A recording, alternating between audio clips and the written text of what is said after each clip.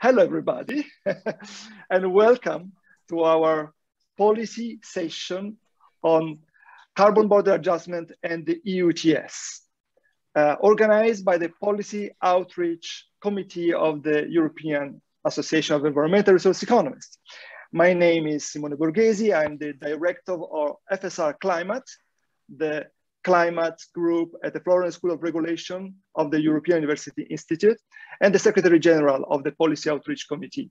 And I will be moderating this event together with Joseph Becke, who you see connected, who's the chairman of the Policy Outreach Committee.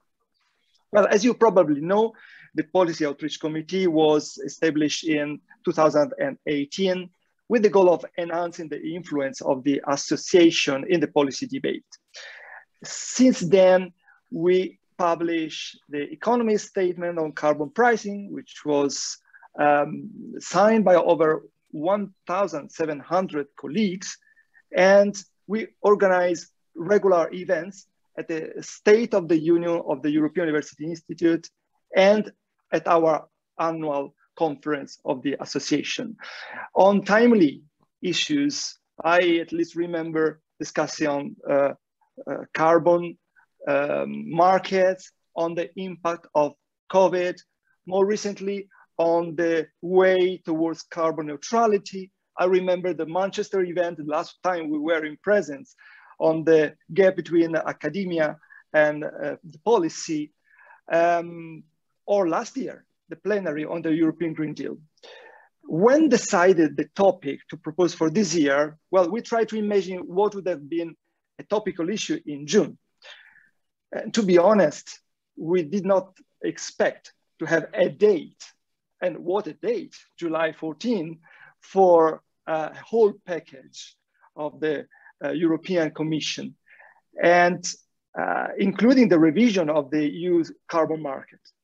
So we are all very curious to see what the tide will bring.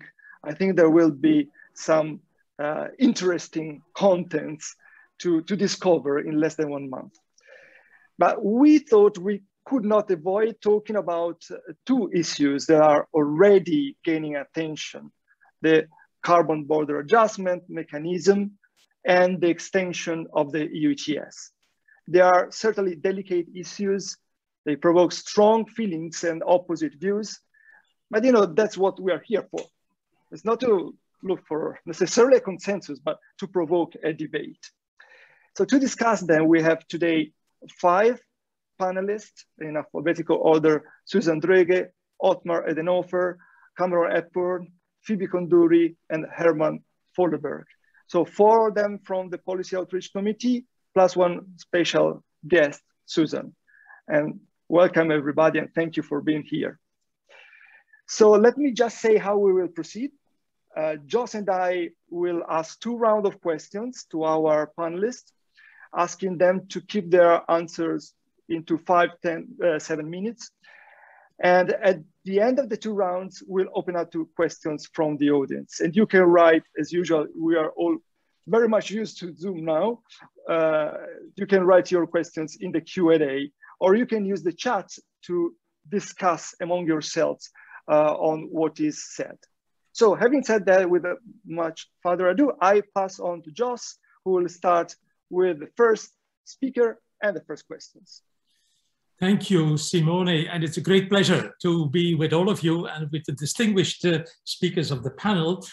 Indeed, as you were saying, 14 July is a big day. It's a dozen of policy proposals, not just on ETS, also on energy taxation, on renewables, on energy efficiency. You know, the whole lot is up for review. So a kind of an important date for us. But when we look at it now already, carbon prices are beyond 50 euros. And they are not going to go below, roughly speaking, I expect below 40 euros, whatever happens, because of the market stability reserve. So the only way with the tightening up of the targets to 55% at least by 2030 is higher carbon prices, even higher compared to where we are today. So that begs the question squarely to Susanne Dröge, who is Senior Fellow of Global Issues Research at the German Institute for International and Security Affairs in Berlin, because with this high carbon price, there is an assumption that the internal solution as protection against carbon leakage, which is free allocation, is no longer working, and we need an external solution, which is the carbon border adjustment mechanism. Now, there are lots of debates going on, but the questions I would like to ask to Susanne is, should this CBAM that the Commission is working on be a very horizontal exercise or specific to some sectors? What about the revenues? And will this CBAM proposal be a help for bringing other countries on board, or is it simply going to create more antagonization between those in favor and those against? So, Susanne, a whole cluster of questions. You have been following the debate very closely. Your take on the CBAM question, and where is your advice for the European Commission to pay a lot of attention to? You have the floor, Susanne.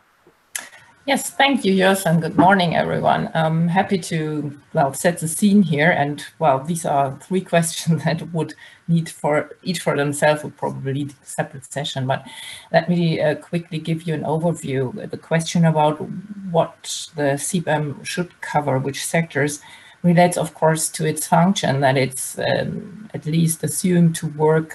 It is assumed to work against carbon leakage. And this is, as it is a measure taken at the border, and the design the Commission aims for is meant to only cover imports. The question here is, where does leakage occur when it comes to competition of European products with foreign products in the EU market? And not so much whether or not, as this is not an option, where European firms compete in foreign markets, because there's no export rebate so far included in the CBAM plans. And then we can probably detect pretty straightforward that that's not all sectors across the board covered by the ETS that are affected by import competition. And that is also why we have a discussion around a handful of sectors that should be part of the CBAM in the first initial pilot phase that probably will come up from 2023. And like with the free allocation and benchmarking discussion, we know that some sectors are more exposed to international trade. Some have a high cost impact that is caused by the high carbon price. And so the natural candidates come up. One is salmon, the other one is basic iron and steel, probably some basic chemicals. But also there's a discussion about whether or not aluminum production should be covered. So we have the carbon leakage list. We know basically how trade intensity looks like. And the exercise would be then to really find out where is import competition a real matter. But along the value chain, we also know that the sectors differ so much on how they could pass through the carbon costs that we need a decent analysis on that end.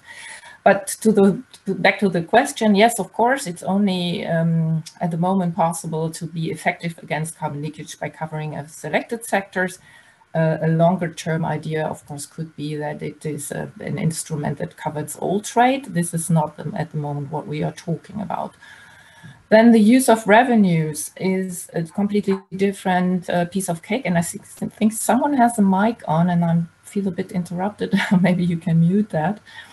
Okay, so how to use the revenues is a completely different thing, because this is another function of introducing a CBAM. Of course, raising revenues is always attractive to policymakers. It's a fiscal policy aim in itself. And we saw last summer that the Council of the European Union, so the heads of state and government, decided to make the CBAM source of revenues for own EU resources, along with the digital tax and a plastic pollution charge. So this is a bit detached from what we are discussing when it comes to carbon leakage. It's basically how to fill the pockets, how to raise money for the recovery fund, and how to, probably create a certain financial stability in the EU in dealing with the pandemic. But in the context of the intention of a CBAM, it matters a lot whether or not you claim that you are raising revenues with it, or whether or not you claim you're doing climate policy, because for countries that are affected by the CBAM, the signal in this context is, well, you know, we just decided this is a good way to raise revenue, so we introduce it.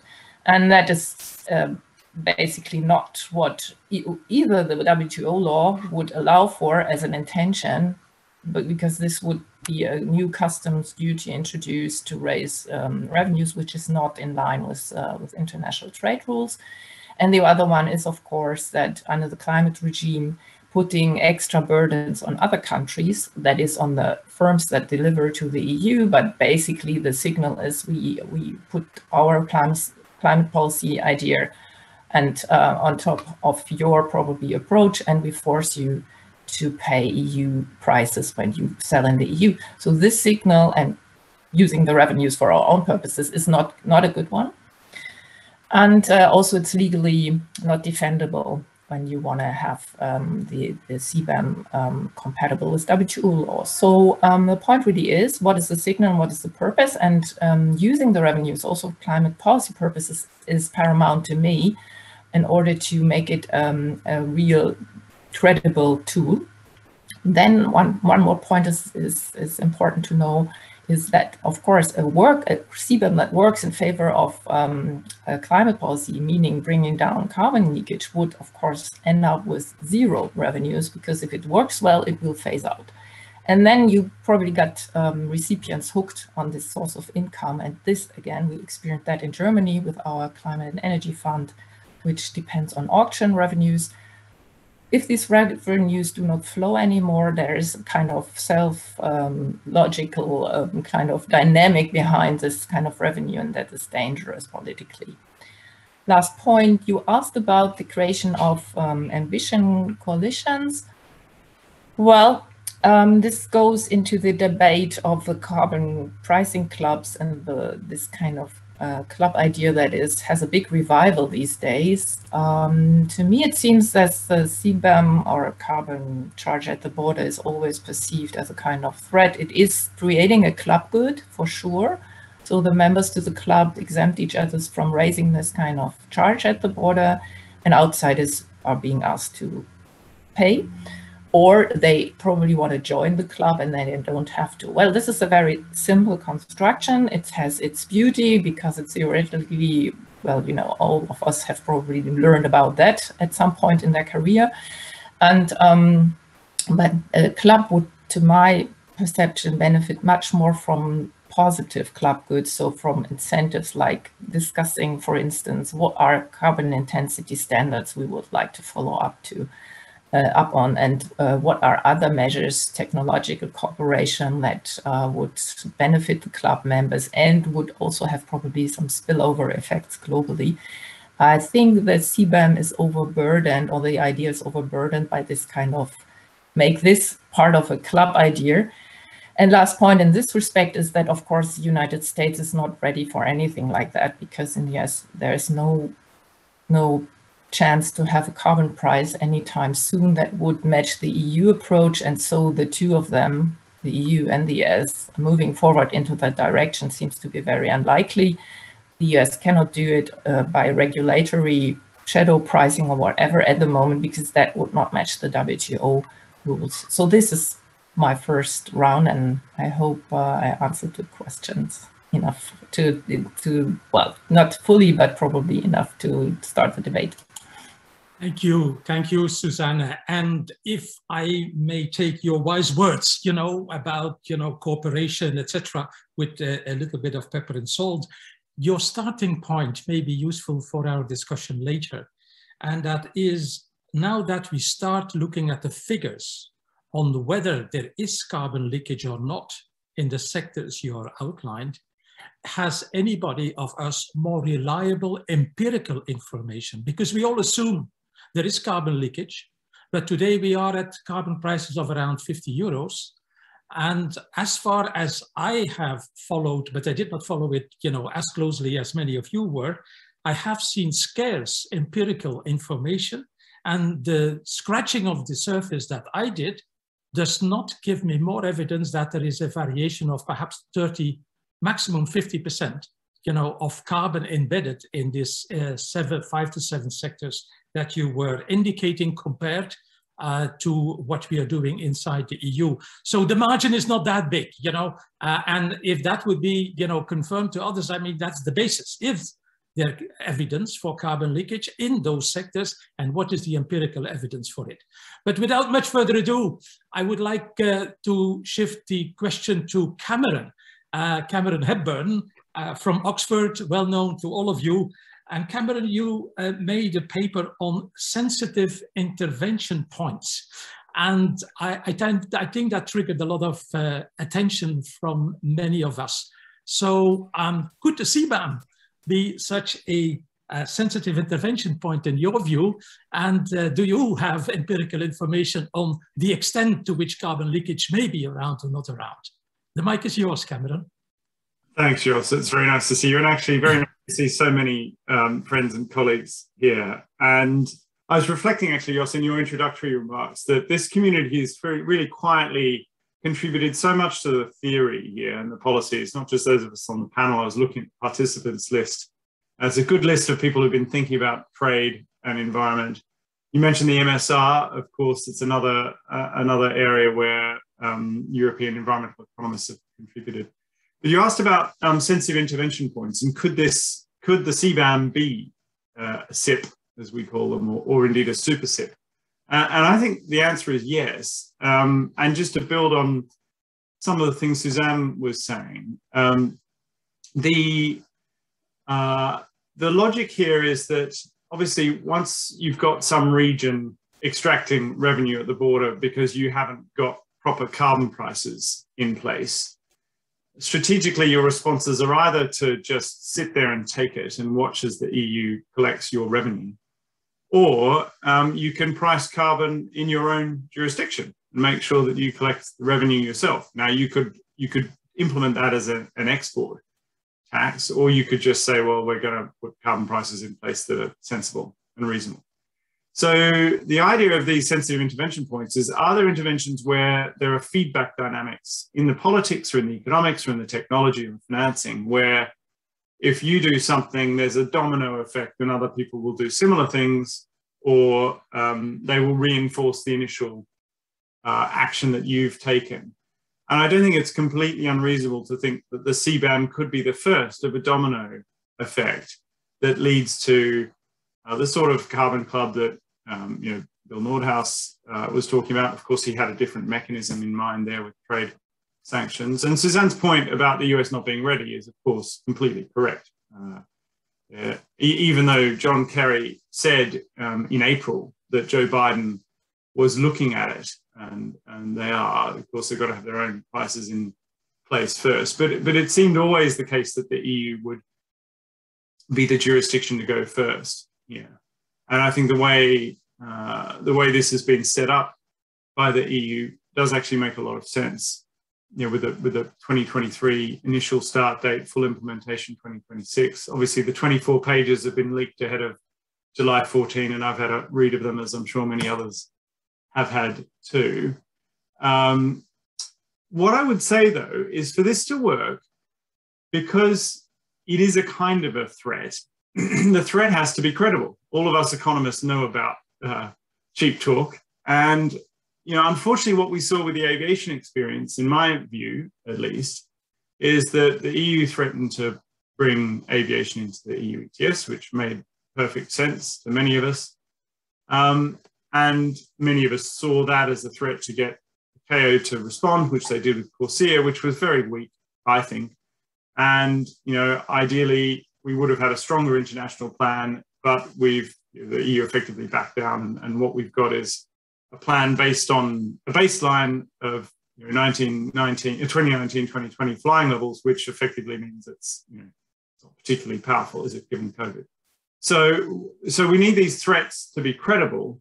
And the only way to make them credible is to fully intend on doing it and to plan on doing it and just to do it. I mean, we're actually going to have to do it. But the reason I think the threat fundamentally is credible here, and why this could lead to a kind of domino effect, is that I think it's in European political and economic interests to do it.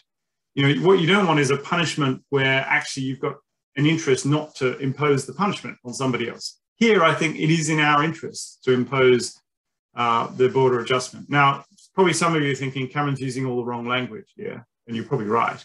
It's not a punishment. It's a fundamentally sensible piece of economics to level the playing field. Joe Stiglitz himself made the point, I think, in 2006, and there have been multiple papers on this in the following 15 years.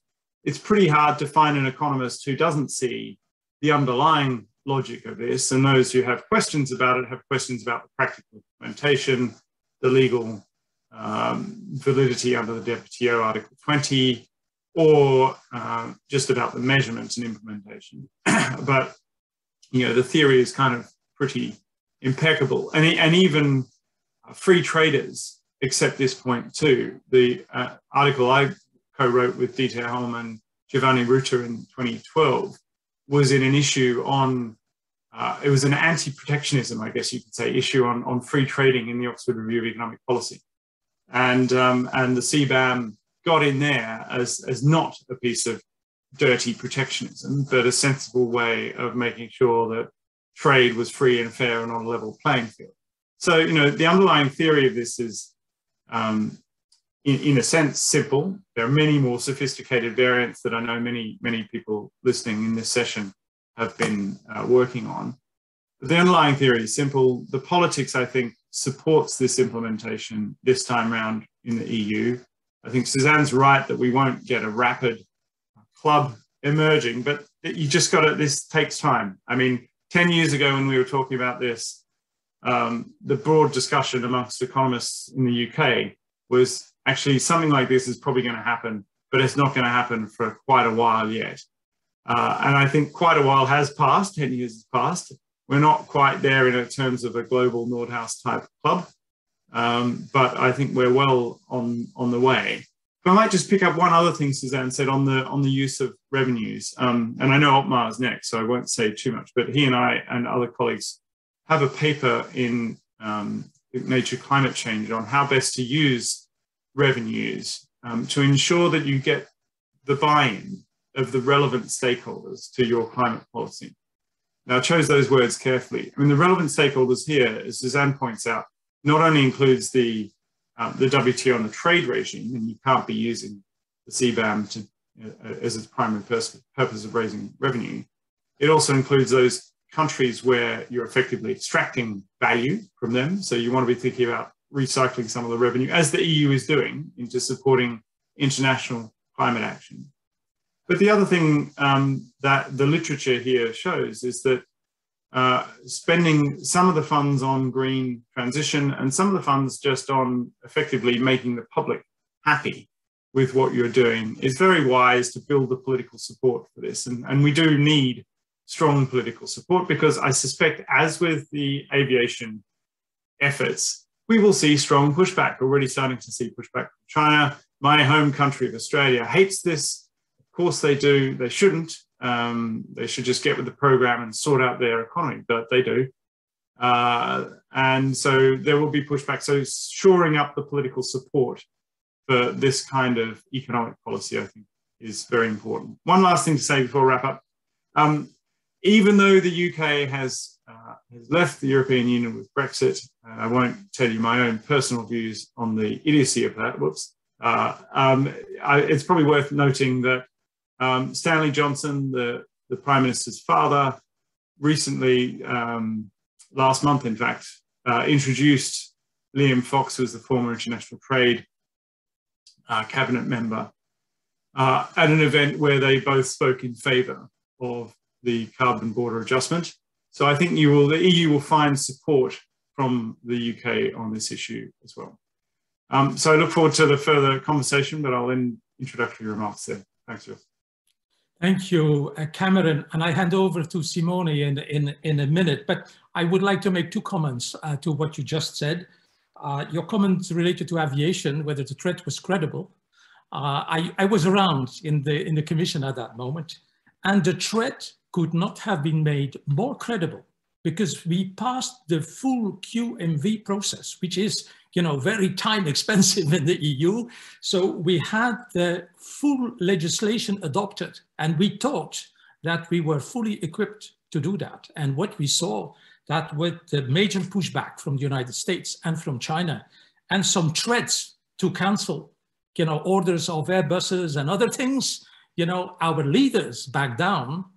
And that was a very sobering dance. So I think the threat was seen from the legislative point of view maximum and serious, but the politics was letting us down. And I think that is a major lesson we should take in this. And the second element I would like to comment on is that the European Parliament just voted a report on the CBAM where they plead to keep the free allowances, and on top of that, to have a carbon border adjustment. Now, that is eating your cake and you know, and have it, you know, you cannot have both ways. And I think that is one of the things as economists, I think we have to tell, you know, if you want to be in line with the logic of the economics and the WTO, you have to phase out in a very short period of time the free allowances and then have a CBAM installed, but you cannot have your cake and eat it. Firmly agree on both points. Okay, thank you. Simone, I'm passing over to you because we would share the job, and the mic is yours. Thank you, Jos. Thanks. I would like to move from the CBAM to the EU ETS. We will come back to the CBAM later on, but let me pass on the other pillar of our conversation today. And I would like to ask Phoebe to come on stage now. Well, you all know Phoebe, just 2 words. She's professor in economics and founder and scientific director of, I think you pronounce it RECES, the research lab of the Athens University. And she's co-chair of the United Nations SDSN and director of EIT Climate Greece. Among the many things, she's also president-elect of our association, as you all know. And I would like to point out that she is the committee member for the 10-year development and recovery plan for Greece. Quite an important job, Phoebe, right now, I guess. And well, somehow my question relates to this role that you are having in your own country.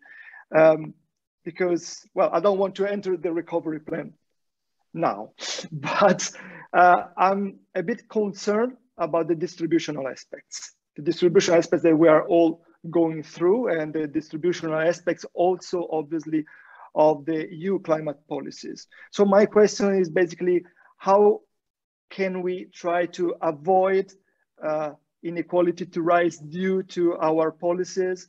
And how can we ensure broader support for the energy transition? Because we have seen how important the support of public opinion is to realize our goals. Yes, thank you very much. Okay, I'm muted, right? You can hear me, right? Okay, I hear but myself, but I will try to ignore it. And first of all, I want to thank Jos and Simone and Jos for their amazing work at the POC. We never had such an interaction with policy as an association. So now we have a real research policy interface, and it's all due to you too. And of course, the members of the POC. So we are in debt to your work. It's really having an impact. Now, with regards to EU policy, usually I start with this a more holistic, let's say, picture of the different policies that are now in place, and they have to be implemented simultaneously. So in addition to the SDGs and the climate agreement in Paris, we have the European Green Deal, and now with the 9 different policies and the 4 axes of climate neutrality, clean tech leadership, reducing pollution, and just transition. We also have a very hectic situation of the different policies within the European Green Deal being now drafted. And we have the announcement of the climate law, the EU taxonomy, and not just in Europe. We know that similar things are happening in the UK. The Biden summit has showcased quite a firm commitment to climate decarbonization, and a commitment that represents more than 85% of the world. Now, what is important, I think, to investigate and also have at the back of your mind, and this is the job of the economist actually, the engineers will not do it, the climate scientists will not do it, so the economists need to inform the policy making, are of course the distributional effects of climate policies. The question is, are they important? And should we devise appropriate countermeasures in order to avoid increasing inequality? And in this way, to ensure a broader support for energy transition. Now, in my role as a UNSDSN chair of the European Hub, which includes more than 400 universities, I co-lead a report on the joint transformations that need to be made for the implementation of Agenda 2030 and the European Green Deal. Within this report, which is a collaborative report between UNSDSN, the International Energy Agency, FIM, Enel Foundation, the Enel Foundation has led a section on exactly this issue, on the distributional effects of climate policy. The particular section combined detailed macroeconomic modeling based on the standard E3ME model. And the aim was to assess the existing policy best practices to explore the partners of inequality in Europe, including EU 27 in UK and its macro regions.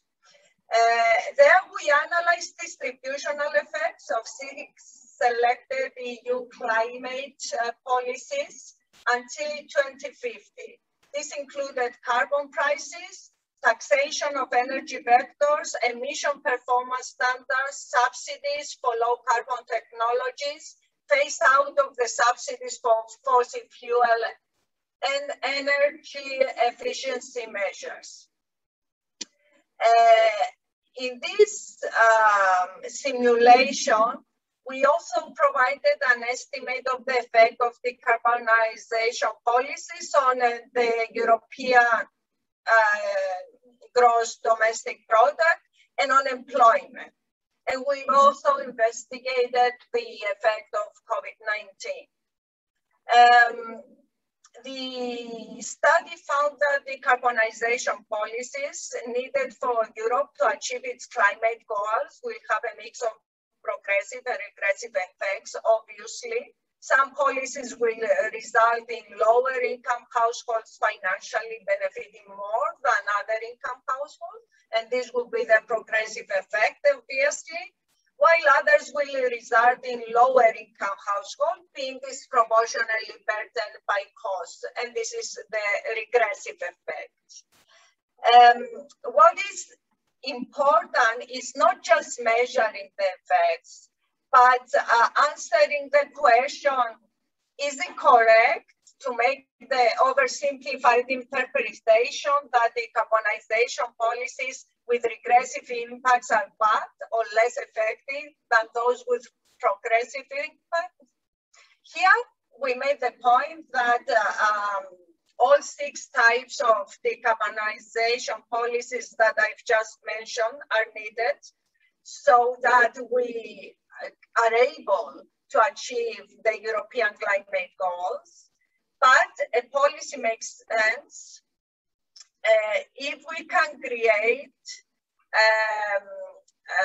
additional policy measures that can mitigate the regressive effects. And this is exactly what the section worked on, and identified a mixture after investigating many different policies that can mitigate the regressive effect. The report ended up suggesting 4 mitigation policies that can be implemented together with the climate policies that I mentioned before, and they could help the distribution. That is, they can help not just mitigating all the regressive effects, but also produce positive effect on GDP and employment. These are, first, revenues raised from revenue-generating decarbonization policies, such as carbon pricing, can be used to offset the reductions in indirect taxes, such as VAT or electricity taxes. The second policy is energy efficiency measures targeted at low-income groups, which can reduce inequality and ensure future energy savings. Third, programs to reskill and upskill workers, in particular job retraining programs focused on industrial sectors most affected by decarbonization. And fourth, low carbon innovative technologies should be able to benefit from subsidies funded via general taxation or funded by carbon revenues. So the overall conclusion, and you can look into the report that we sent you the link, the whole work was read by Enel Foundation and Carlo Papa, and we are honored that it was part of our report. The overall conclusion was that implementing the combined policy options, the climate policies and the mitigation of regressive effects policies can ensure more equality and have a progressive effect in all EU macro regions. And it can also have a positive impact on GDP and employment. And we also showcase the impact on GDP and employment in the different regions of Europe, Northern Europe, Central and Eastern Europe, Southern Europe, Western Europe. And we can show that the biggest positive impact will be on Southern Europe and Central and Eastern Europe. So I will stop here so that I don't consume more time. Thank you, Phoebe. Very interesting intervention. Actually, yes, please do send the link in the chat to this study, because it's somehow an answer to all the skeptics who say, okay, if you implement climate policies, you will run into trouble somewhere, and you are basically reverting the process and say, no, let us choose only the climate policies that can avoid, can be accompanied by mitigating this regressive effect, and you show that there can also be positive effects on GDP and employment. So great. Sorry for the technical issue. I'm unable to help you on this. So I have to say, you sound a little bit like the Pope, and I'm really sorry about that. I don't know what can I do. It's impressive, it gives emphasis to what you say.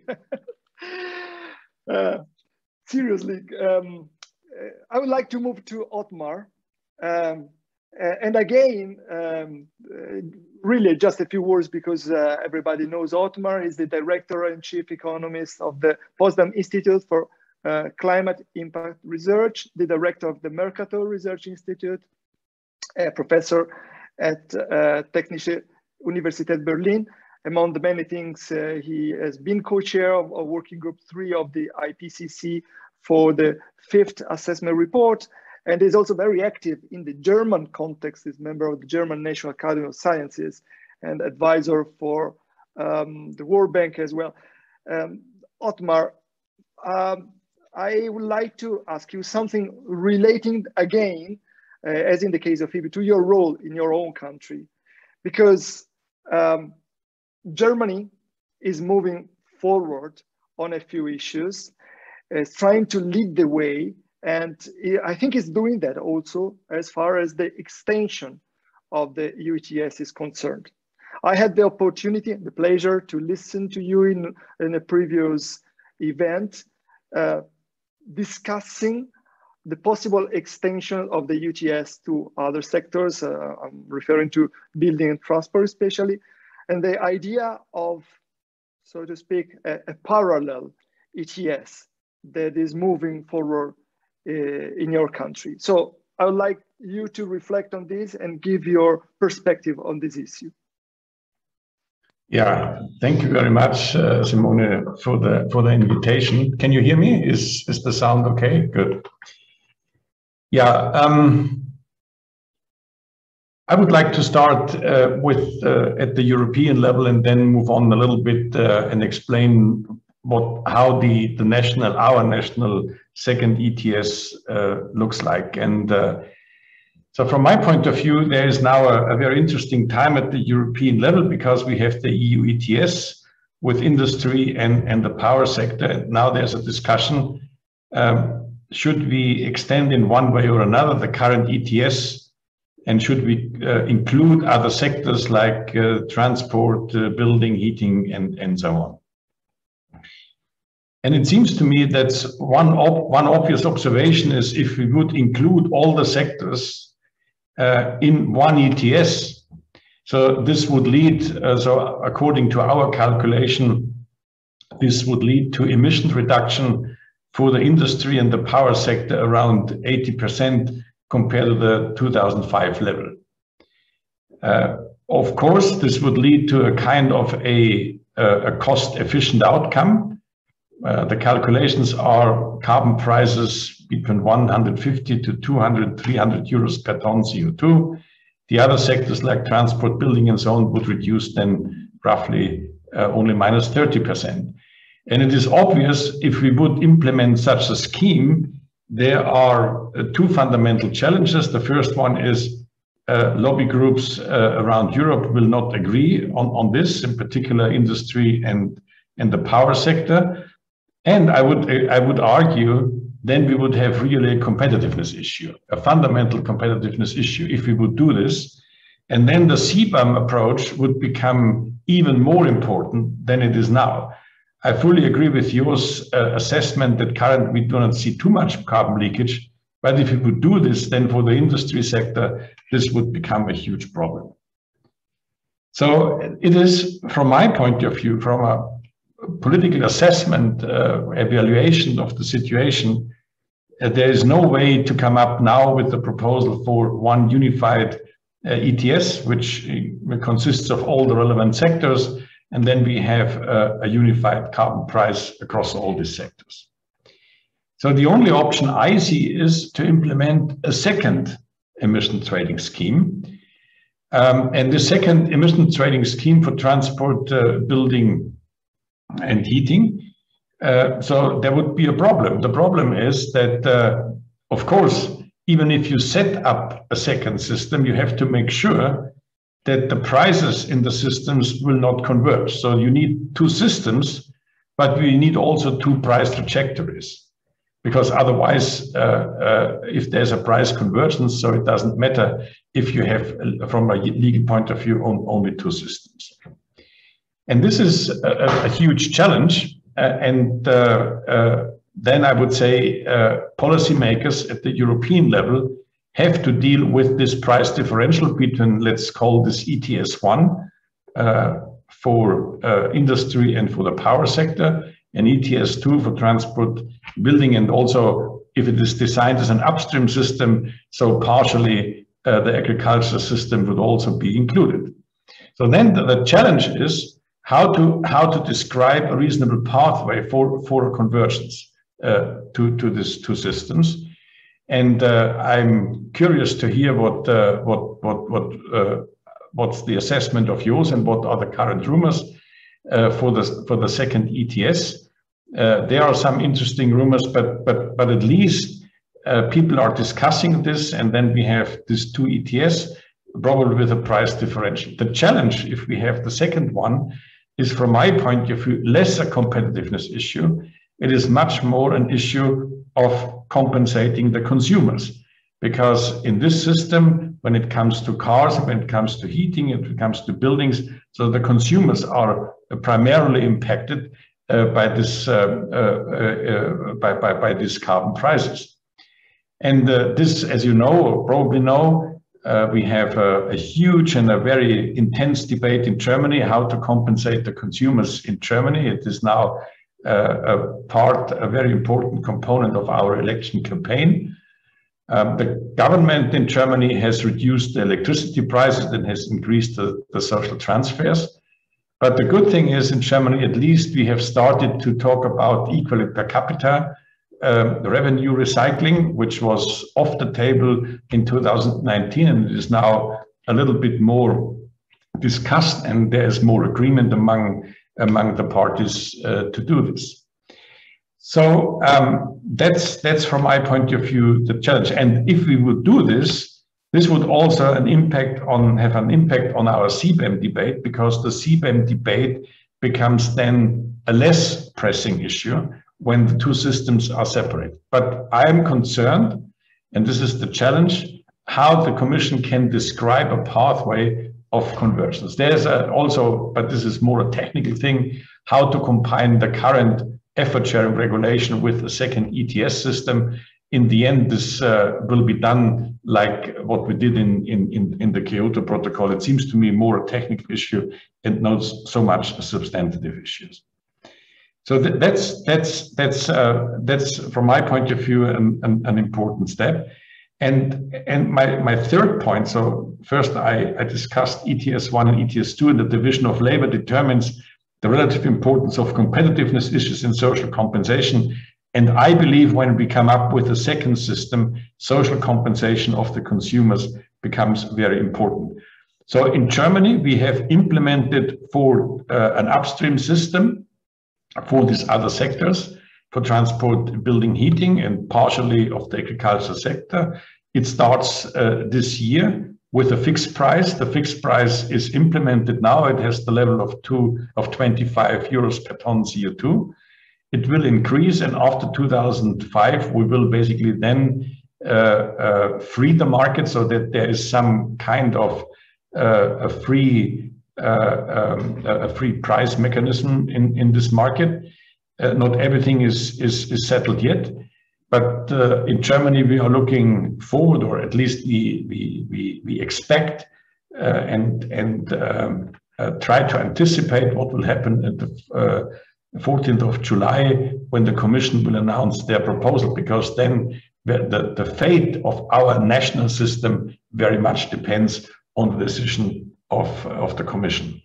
And the last thing what I would like to emphasize is I think this is a good starting point, this development of carbon pricing in Europe, to embed this more in a setting of international cooperation. And I just want to highlight that I'm very much in favor of this idea of climate clubs, and the climate clubs coordinate internally via minimum CO2 prices and externally with some kind of CBAM. It seems to me that's a quite attractive way to do this. So with that, I would like to conclude, but I would like to emphasize it's a good time in Europe now to think about a large-scale reform of carbon pricing. I hope the outcome will not be what I heard several times, that there will be a second ETS, but the second ETS will have a price cap which should be below the current EU ETS. So this would be, from my point of view, not a good starting point.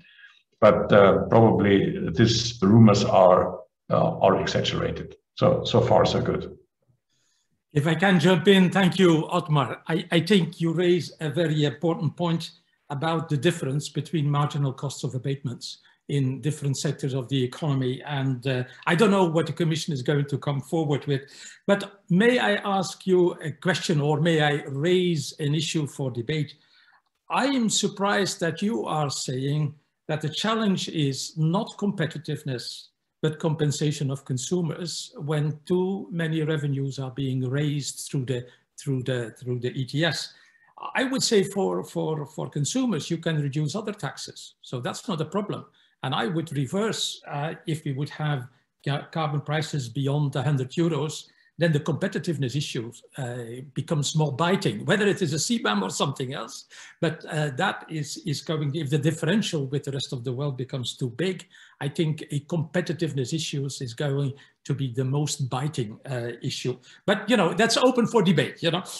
May I then introduce our last intervention by Hermann Vollerberg. Hermann is Professor of Economics and Environmental Policy in Tilburg, well known to all of you. And so without much further ado, Hermann, your take on both elements, perhaps the CBAM discussion as much as the inclusion halfway or some way of more sectors in the ETS as just raised by Otmar.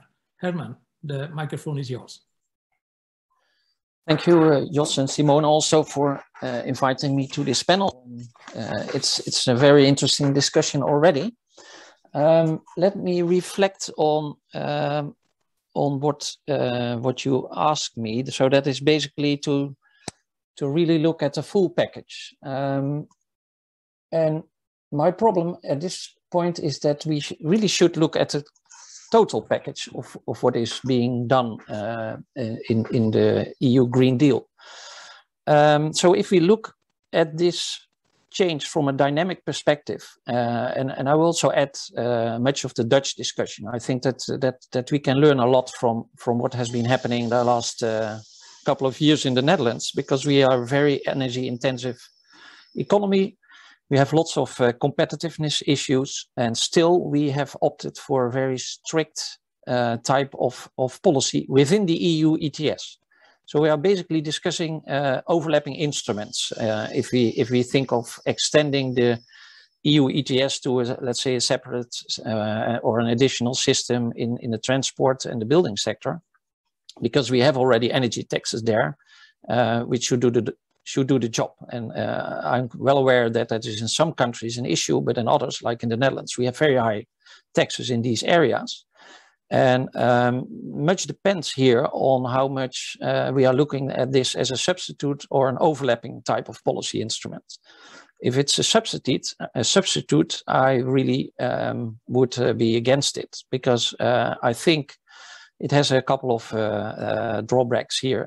It has an impact on subsidiarity issues. So member states should be able to, in my view, to find their optimal mix at a local level. In the Netherlands, for instance, we opted for very high energy taxes, both on fuels and on heating. So if we are going to substitute that by an ETS system, assuming that under certain conditions, this will raise a similar type of carbon price, implicit carbon price, it doesn't help. It doesn't change anything. So it should be come on top of something, which we are doing already here. And then you're inducing the very expensive options which already are there in this sector. So the cheap options are in the industry. That's very clear. And we have used already many options in the electricity sector. We're moving on there. But the industrial change will be most interesting from a perspective of where to find the cheapest options. And that's exactly the way we have done in the Netherlands. We focusing on changing the energy or carbon intensive industry by using an instrument which it's not yet discussed very much, and that's a subsidy.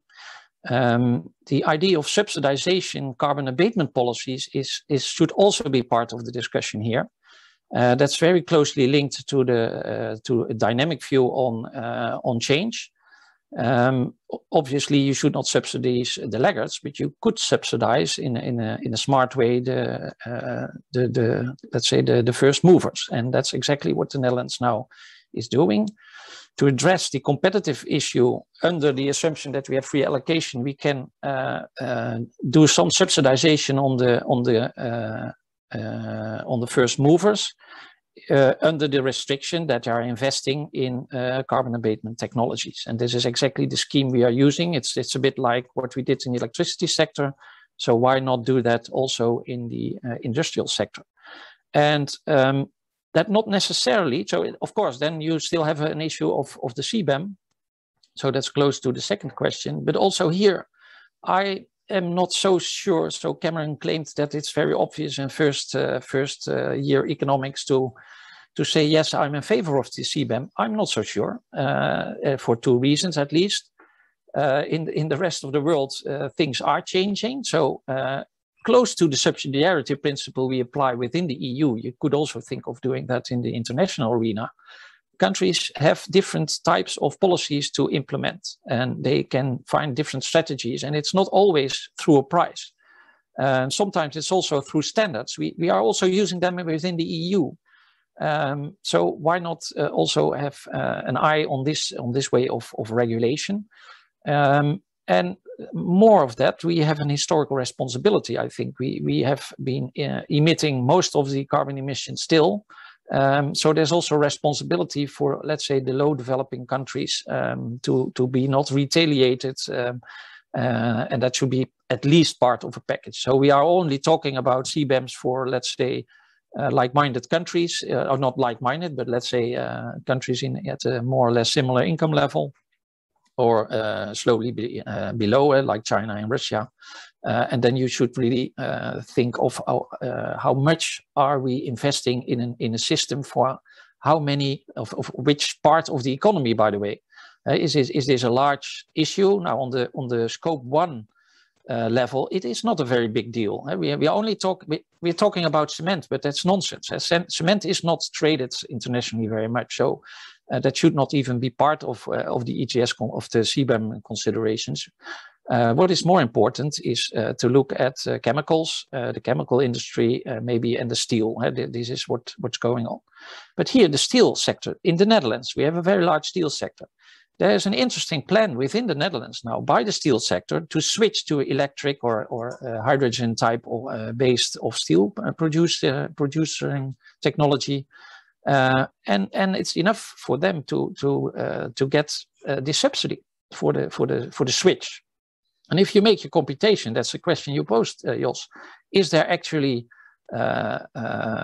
can we see in the real world a lot of displacement of industries? No, we do not. It's always very difficult to find empirical evidence for this. And there are many reasons for it. One of the reasons is that usually in implementing policies, policymakers are very much aware of these type of risks, and they already implement compensation rules. That's why we have free allocation, for instance. So talking about CBAMs without lifting the free allocation rules is also nonsense. But you can also switch to this subsidy on let's say, carbon abatement technologies. And then still, of course, you can talk a bit about compensation rules for the laggards. But how much are we investing in this if we are already on a track where, in a dynamic sense, sectors are switching the next 10 years? A last point here, which may be relevant, is that in transport, for instance, we are imposing already on new cars very strict rules. That these are the standards on the car manufacturers, which are very effective, by the way. Also an innovation. I'm working on a paper which very clearly demonstrates how important standards are for innovation, much more effective than prices, by the way.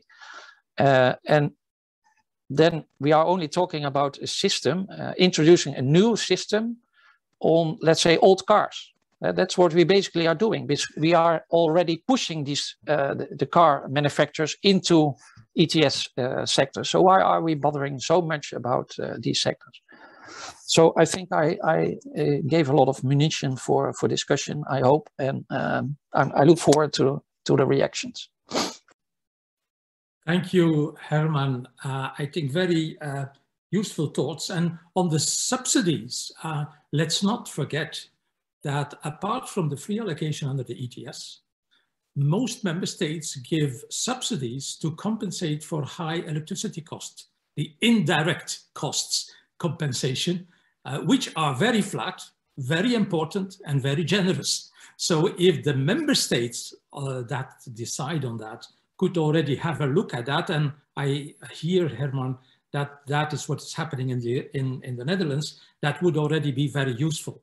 In most member states, it's not the case. It's a hidden subsidy. I know mine, and I know the situation a bit in Italy. You know, it's outrageous amounts of money that are being shifted to in a very hidden way under the ETS as an excuse for the high carbon prices, etc. So subsidies are important. I fully agree with that.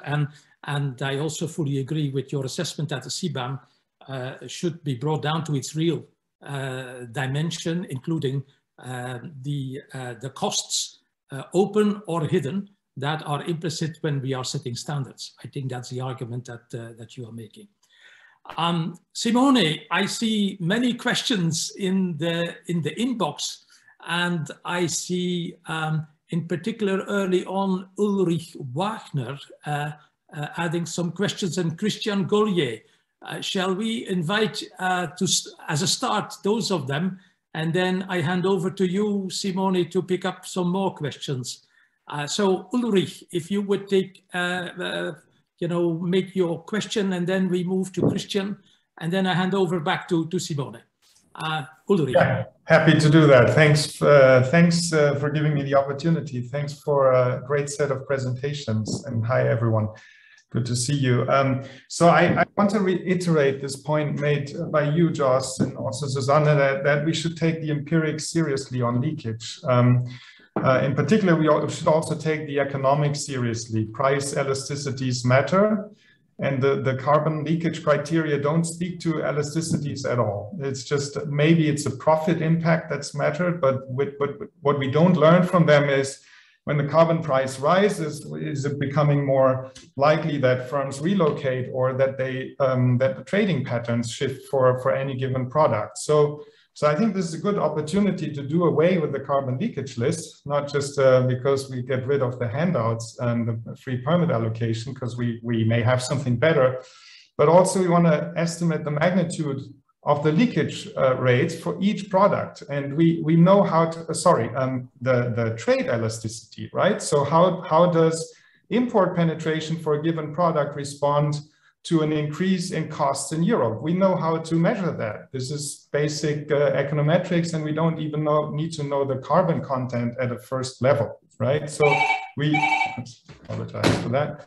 So we know how to estimate those. We have price variation, we can do that. And then all we need to add to that is what's the amount of emissions that are displaced due to a change in trade patterns. And I would argue that we should use European CO2 elasticities, intensities, because that's the amount of emissions that are being displaced.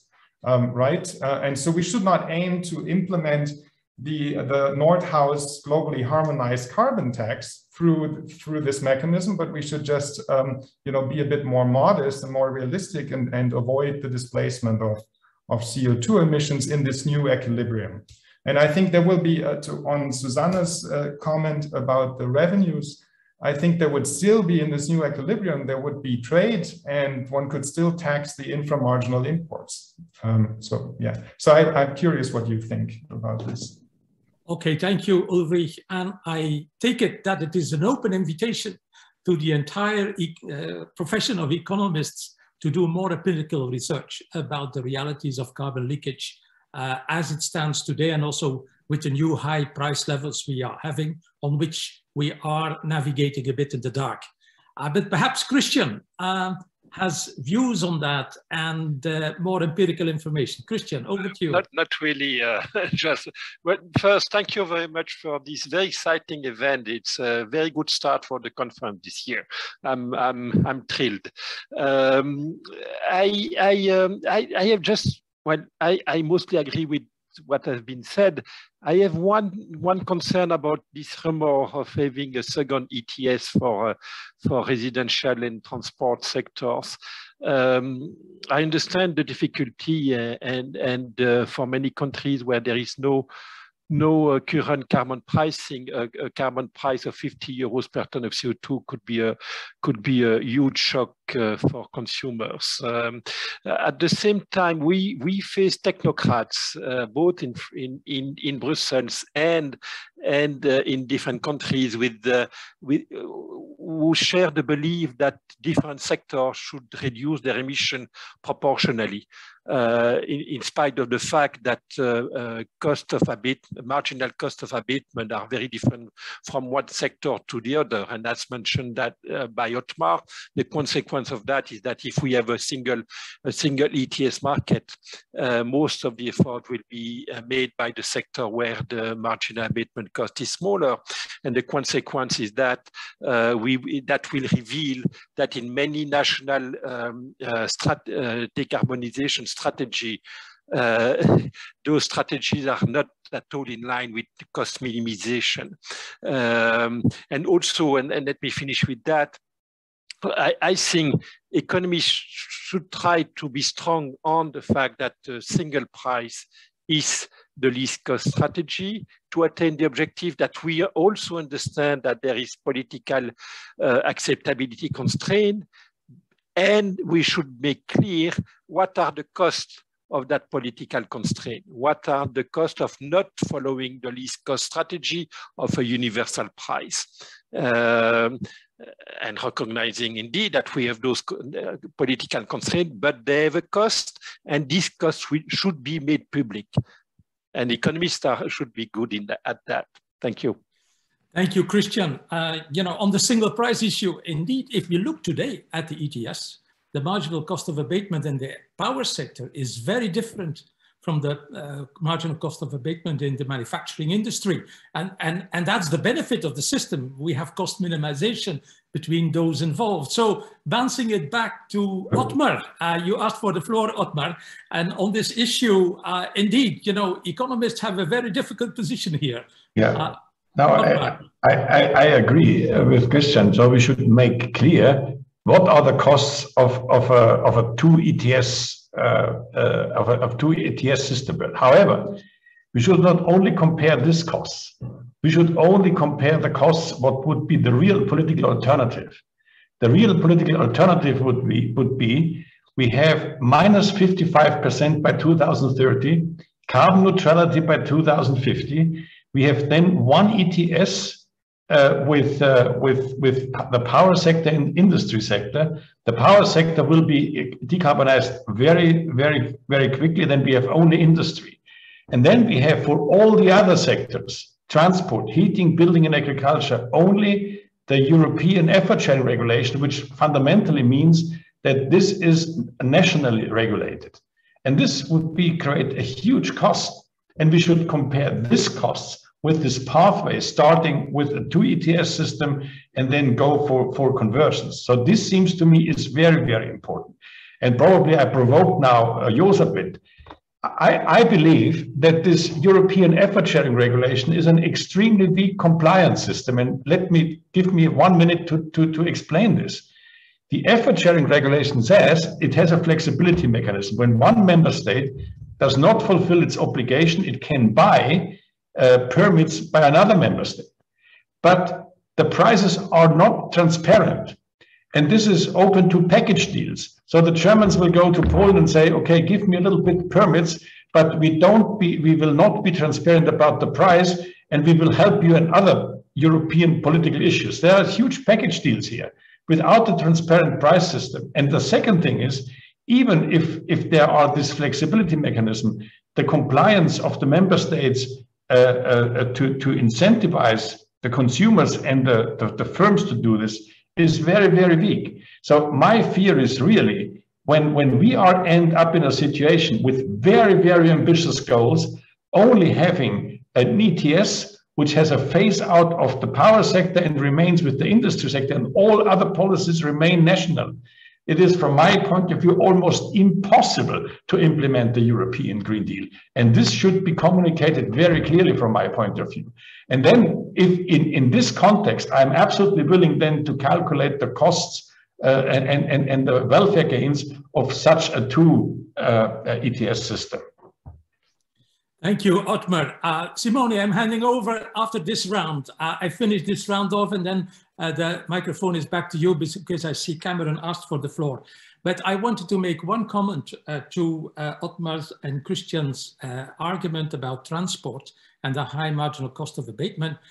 with the spreading very fast of the electric vehicle, the fuel used is going to be electricity, and the electricity is covered by the ETS. So we have already, between now and 2030, a big chunk of the emissions from transport that are going to shift towards the ETS, whether we like it or not, because, you know, according to the impact assessment of the Commission, by 2025, we already expect at least a third of the new vehicles on the market to be electric. So if we expand that, you know, we will see how the consumers react to half of the vehicles by 2030 put on the market to be electric, with the debate of the phasing out of the traditional combustion engine by 2035 or something.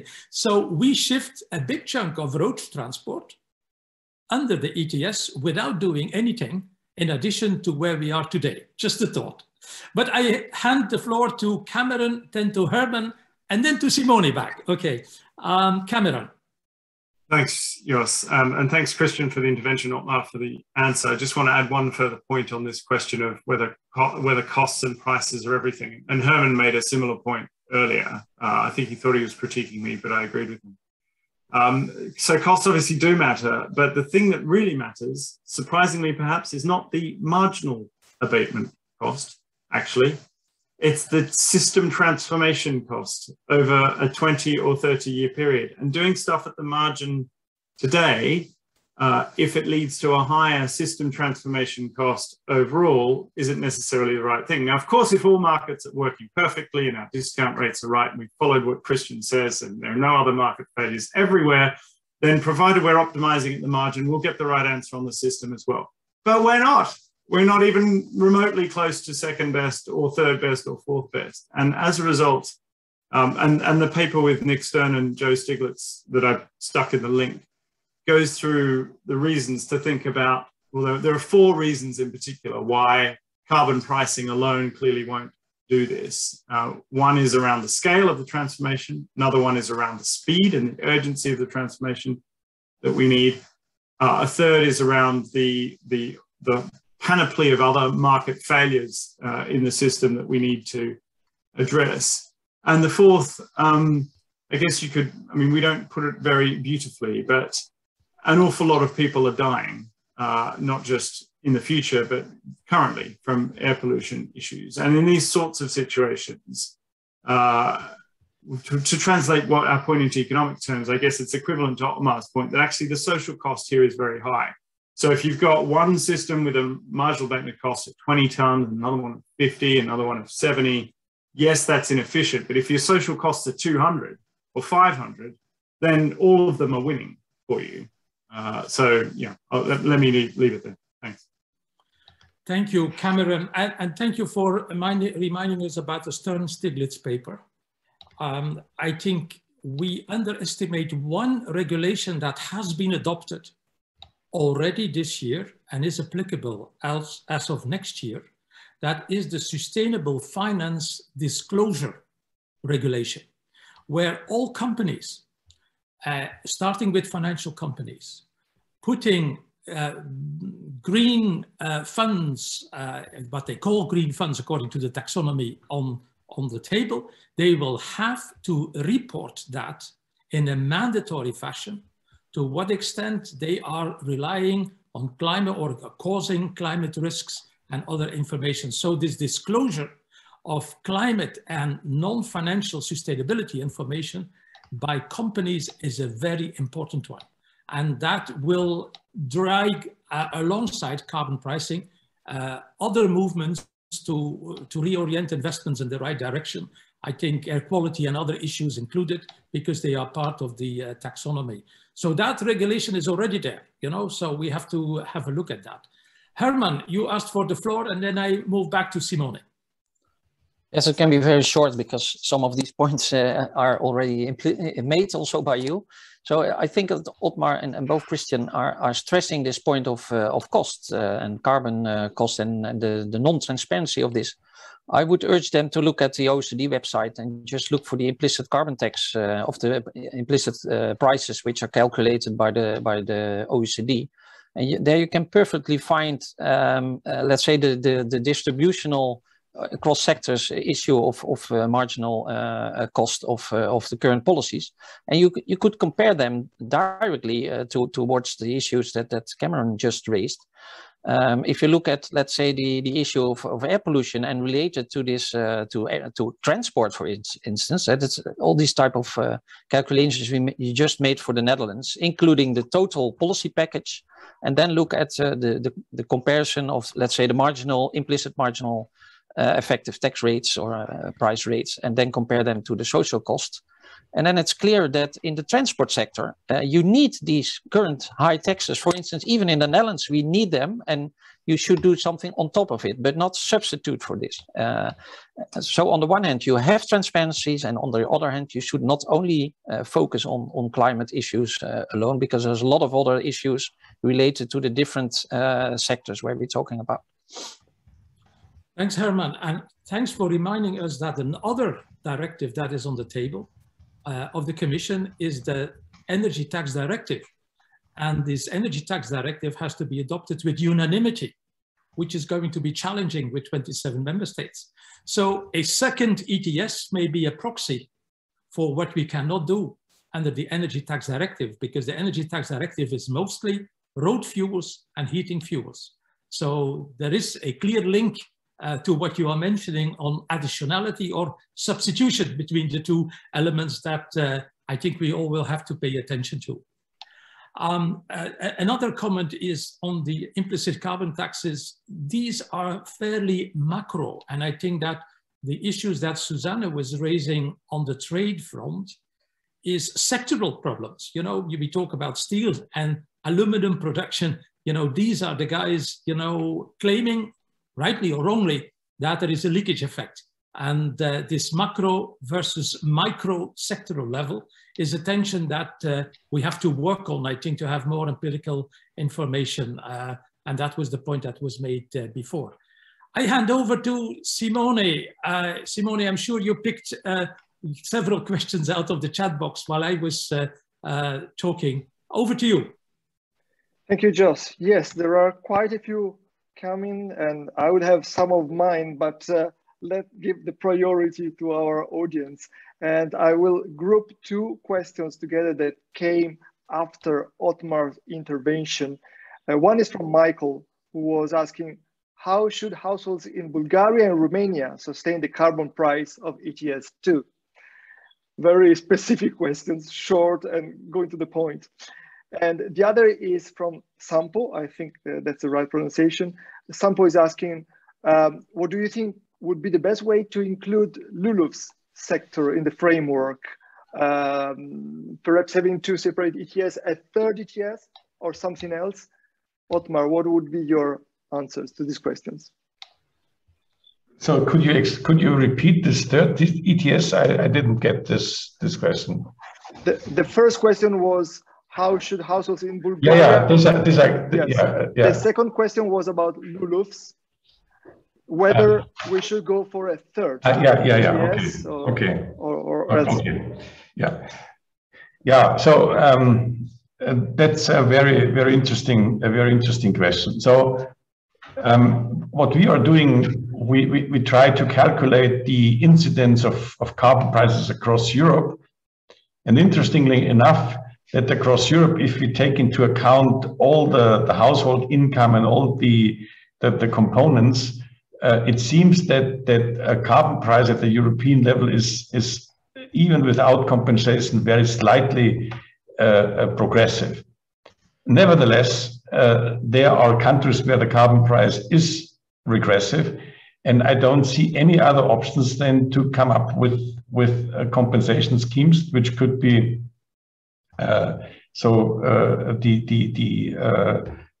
auctioning the permits then could be used for this. I think, and probably this was a misunderstanding in the beginning, I think in this ETS 2, when we talk about heating, transport, and building, it seems to me the compensation is absolutely crucial.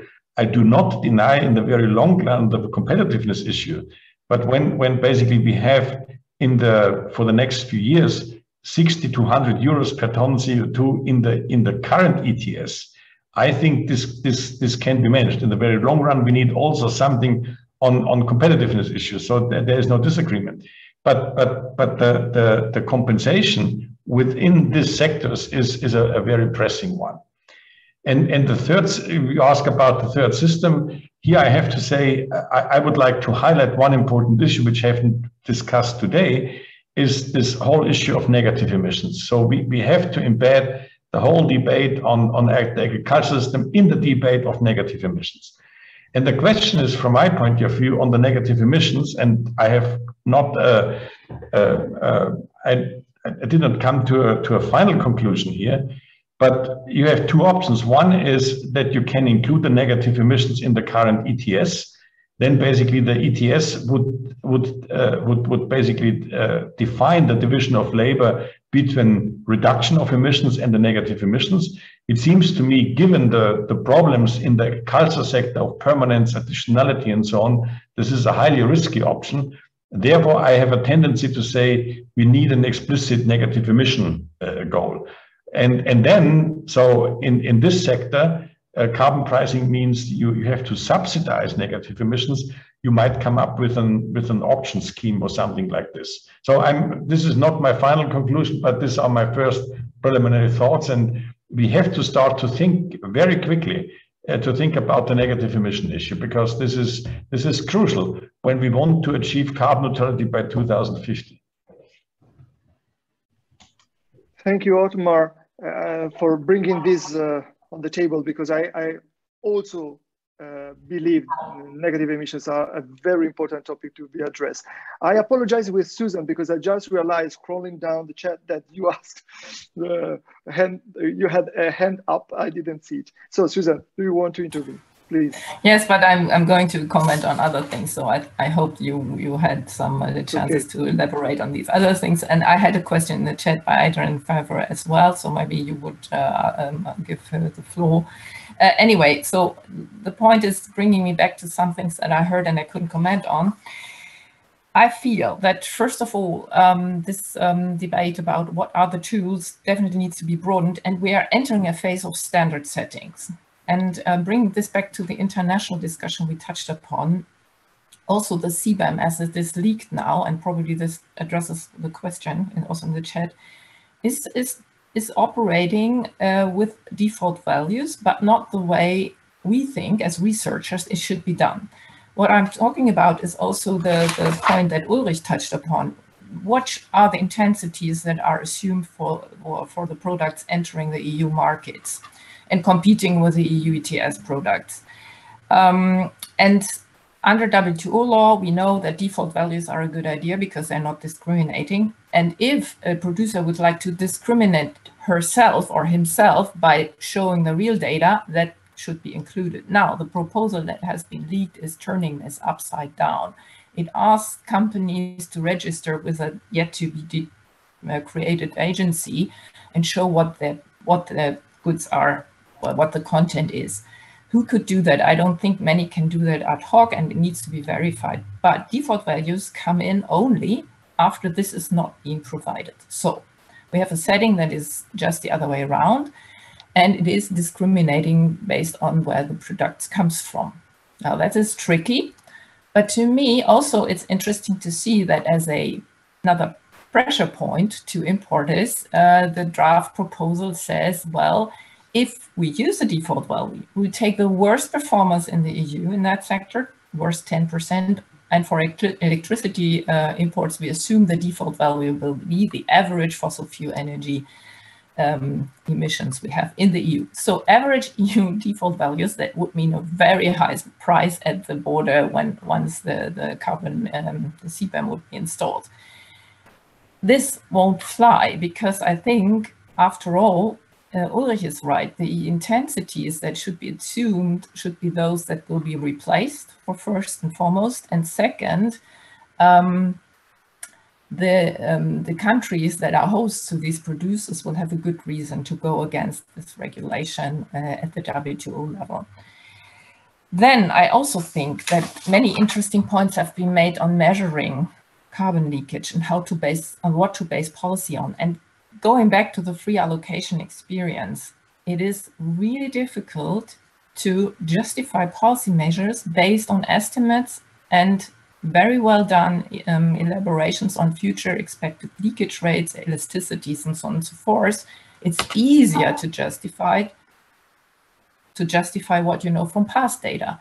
So we're a bit in a policy trap here because I surely see the role for economists to deliver these numbers. And I've seen in the literature that at the moment is a kind of like tsunami. The sea has retreated, and I expect a big wave of publications coming in soon that calculate whatever we need, and probably also in conferences like this. So what to do about this? And I think the problem is that science and economic research will be at the center of attention again when it comes to these estimations, because so much money hinges on these calculations. And I'm not in the machine room of the Commission right now. We didn't see an impact assessment yet of the CBAM and all the other tools for reasons. And so I see that these points that were made are really important, and it needs to be discussed. What is the role of these estimations and calculations and models in the future for the EU policy, because it's really critical to hit the nail, and find the right hammer, right? So I think I'll stop here because I just accumulated so much information. I just wanted to come back also to the paradox Ottmar mentioned and the clubs, but I'll stop here. Thank you, Suzanne. Jos, if it's okay with you, I will collect a couple of more questions and then I pass on to you again. So there is one question from Sonia. Sonia Peterson is writing, if you accept a mix of pricing and subsidies, the competitiveness issues becomes even more difficult. If, for instance, you accept that the US as part of a climate club is going mostly for subsidies to reach stringent targets, then how do you achieve a level playing field with EU firms that are priced? This is a question, well, to all of you, basically. Maybe I can call Phoebe on the ground. This is very difficult to answer. I cannot give an answer unless I have something specific to simulate. Obviously, it's becoming much more difficult. Obviously, the coalitions that will be put into place will configure the result. It is important, however, to use all instruments in your hands as long as they don't cancel out each other in order to mitigate the regressive effects and be on board on the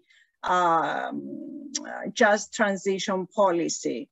However, I wonder, so yes, it is a valid point. Yes, you can do exercises. We have data and we have models that allow us to simulate the different combinations and identify the one that is more welfare increasing. And this can only be done with very specific policy designs that are going to be then integrated into the relevant simulations. However, what I am I'm thinking during the whole time that of this conversation is that maybe we economists focus too much on decarbonization policies. Maybe we focus too much on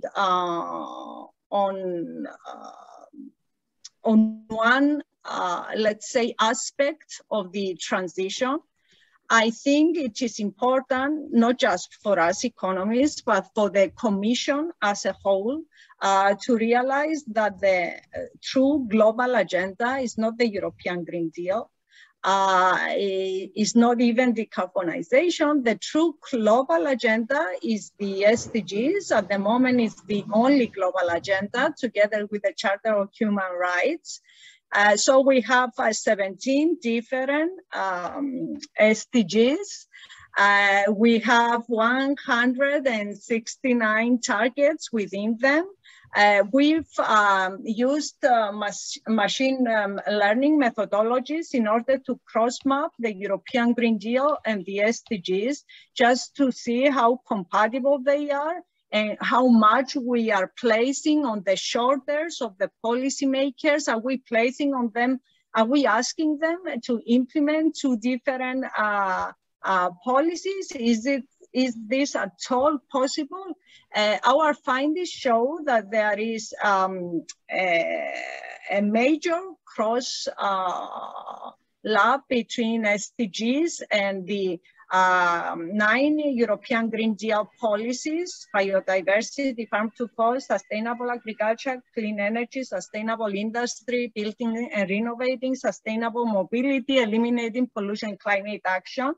So cross-mapping the two, you can definitely see very strong alignment, some explicit alignment that can be found in the actual text of the European Green Deal and the resulting and the forthcoming text of the specific policies within the European Green Deal.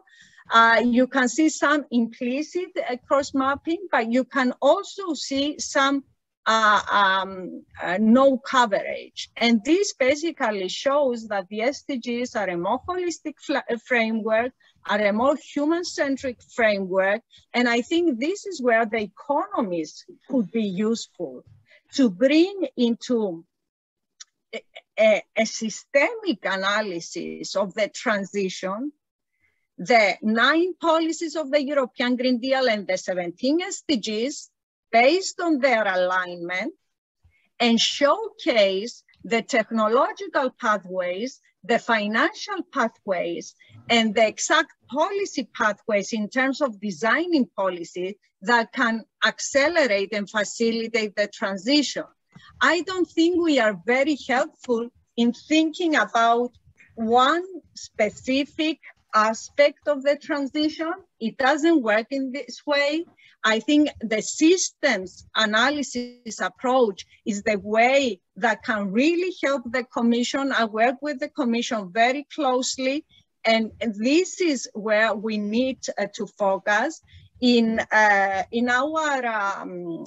AI and machine learning approach, we tried not only to cross-map the SDGs, the European Green Deal, but also the semester process recommendations. Why? Because the recovery and resilience plans have to be designed, they are already designed, but the initial guidelines was that they need to be designed based on the semester process recommendations. So the Commission is actually asking national governments to combine the country-specific recommendations, the European Green Deal policies, the SDG as an umbrella, because the country-specific recommendations have the SDGs as their priority.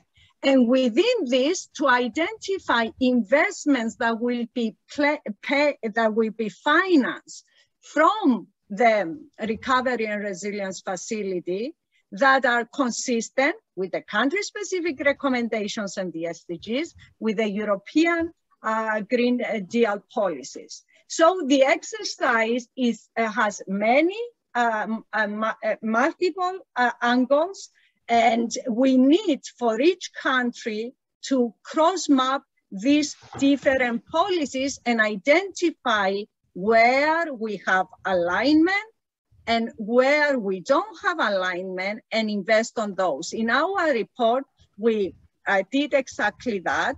And overall, we find a 72% alignment between the achievement of the SDGs in each country, the semester process recommendations, the European Green Deal policies, and now we are investigating the responsiveness of recovery and resilience plans against the cross-mapping of the SDGs, European Green Deal policies, country-specific recommendations. So an overall 30% alignment is good, but there is a lot of space for improvement, and the improvement can only be advising on how to improve this can only be helpful if it is done in a holistic framework, in a systems innovation approach, and in that particular framework, you make the economics as good as it can be. Not just look on the economic single, without understanding the need for deep transformation of the whole system. Because if we are gonna win this game, we are going to win it only by admitting that we need a deep transformation that will start by infrastructural investments by the public sector from the Recovery and Resilience Plan that will then attract public-private partnerships. So I'll stop here. Thank you, Phoebe, for giving the umbrella, let's say, the overall framework. And I see there is also a question for you in the chat asking for more, so you can exchange on this. Just before I pass on to you again, there is Adrian who was asking to intervene. So Adrian, rather than reading your question, I give you the floor if you want to ask directly. Good morning. Yeah, thank you for the very interesting panel.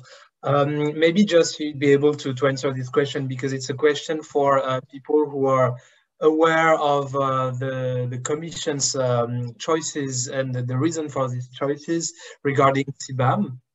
So I'm surprised because in the leaked proposal of the Commission, the price of the tariff imposed are set at the ETS price of the last week, but importers are not asked to buy ETS allowance.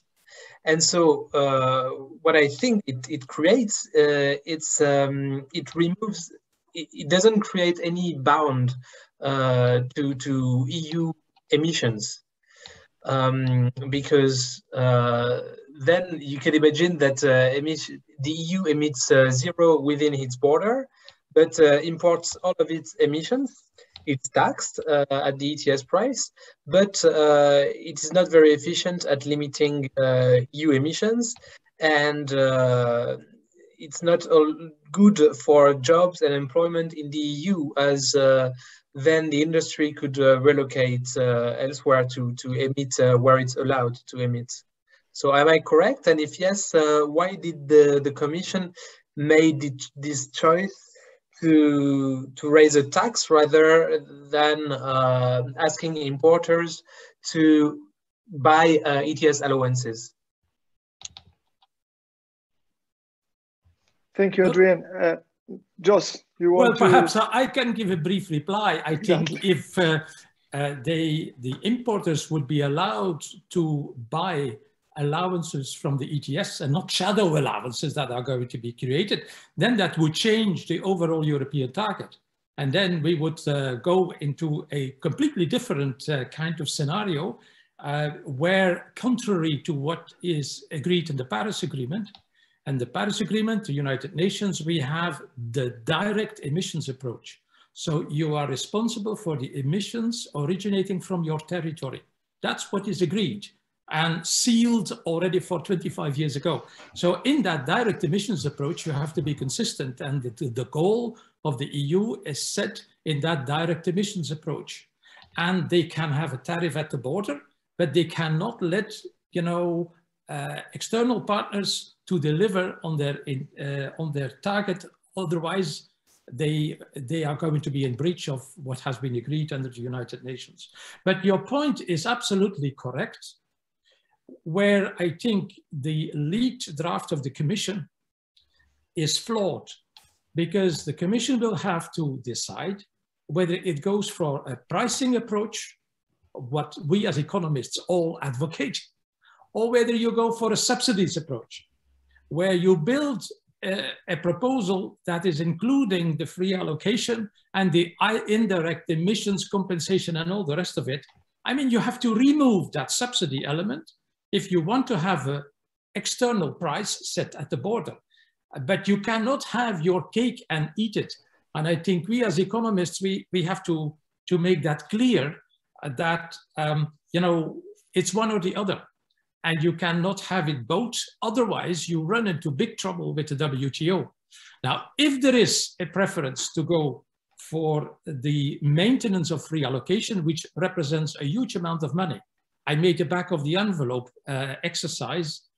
Between now and 2050, we talk about more than 700 billion euros at a price of 35 euro per ton. You know, I'm still conservative. So I understand that companies do not want to let go the free allocation, but you have to be logic. Either you give this amount of free allocation, and then you give a tremendous amount of capital to your companies, which is a hidden subsidy, or you don't give a subsidy and you price at the border, but you cannot have it both ways. So I will leave it there unless if Susanna or someone else would like to come in on this kind of split attitude where I was surprised, and Susanna was echoing that as well, is that the leaked proposal of the Commission is a terrible bureaucratic exercise. It will take years to build that up. My goodness, I was, as a former official, I was absolutely surprised how complicated this has been made already now as a Commission proposal, let alone after the negotiations in Council and Parliament.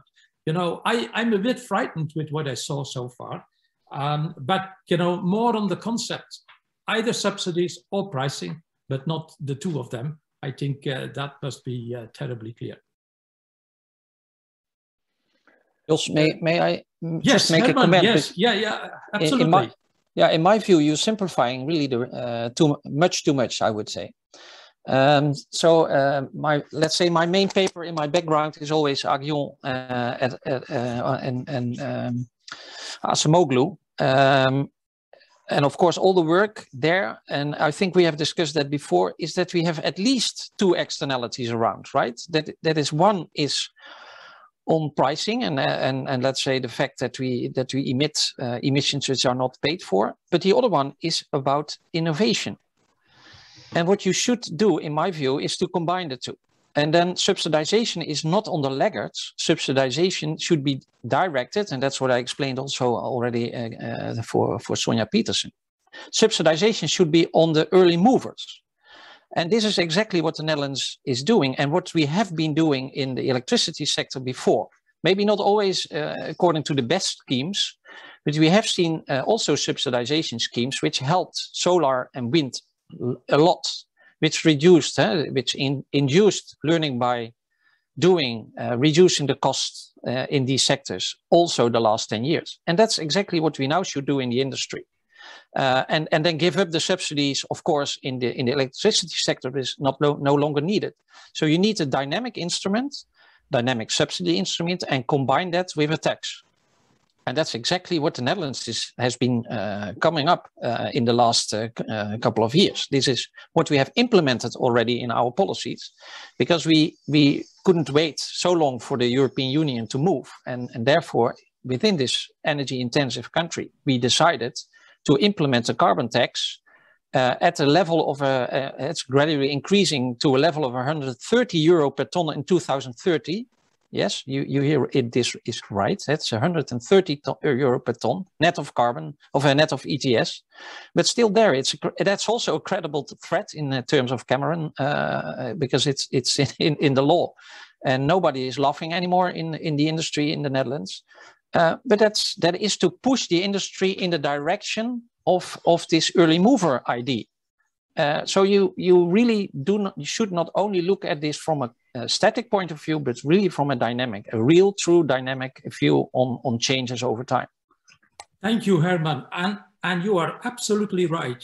I cannot agree more with you, but what you are saying is to make the whole CBAM debate compatible with the WTO. you have to transform your instrument of free allowances towards an innovation support instrument that is admittable, that is okay with the WTO, but you cannot have your free allocation as it is now, as an instrument for carbon leakage that is rewarding and giving out a tremendous amount of allowances based on a historic benchmark. That is not the dynamic benchmark you are pleading for. So I would 200% agree with what you said, but that brings squarely home the message that the free allocation system needs a fundamental retort, because it's such an amount of money and it has to be turned towards low carbon innovation for the future in a dynamic perspective, as you are rightly are saying. But the thought is not yet there. I mean, the industry and the European Parliament has said, we want to maintain the current system of free allocation, and on top of that, having a CBAM, which is, in my view, saying, please, WTO, stop the whole exercise. Because that is squarely, I think that is what Susanna was saying, that is squarely against the rules of the WTO. And so I would rather join your argumentation, Hermann, which I think is absolutely valuable. And that is where economists could have a major contribution as well in starting a debate on better benchmarks, dynamic low carbon benchmarks to reorient the huge amount of money that the free allocation is representing. I totally agree. We should never have had this free allocation. That's how I mistake in the beginning. I'm pleading guilty, but I do know, and you know why it is there for. You know, there are historic reasons for that. So I totally agree. But it's now time to review that. And I agree with all those who said, and I think Otmar in particular, in saying this is a unique historic moment. And Christian was also underlying that, you know, where things are moving so much, where we as economists have perhaps to think about the complement that Simone was arguing about our carbon pricing statement, which may need a kind of refinement in view of this carbon pricing, given that we are moving in a world of CBAM, and a review, hopefully, of a lot of things, you know, related to carbon pricing, including energy taxation, as we discussed before. I'm looking at the time, Simone. I think I try to indicate a few elements that I take away from the debate. I think on the CBAM, we had a very good debate. It is about carbon leakage, but it is about empirical information. We have to rationalize what kind of leakage pressure there is, and in function of that, perhaps do a rethink about the real CBAM we want, or we want to reallocate our free allocation, or we can go for a kind of carbon club idea where not everybody but many are around. But if you have more factual information, and that is where the economics profession could bring a lot of fresh information on the table. We are now just scratching our head on the basis of publicly available information. The other thing that I think Susanna was saying, I think is also need for a retort, is we move into a lot of implicit standard setting. You know, the whole machinery, implicitly or explicitly, have to set benchmarks to compare like with like, and we are just at the beginning and we cannot reverse the whole game that is there. I also think that the redistribution aspect was coming squarely up and leading us to a debate on 2 ETSs and for how long, and whether this is rational or not.